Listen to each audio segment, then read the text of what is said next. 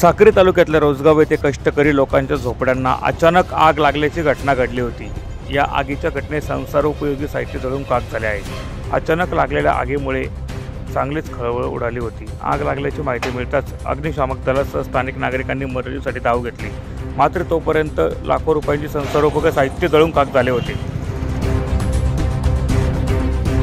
Bureau report, माझा Maharashtra news Pune.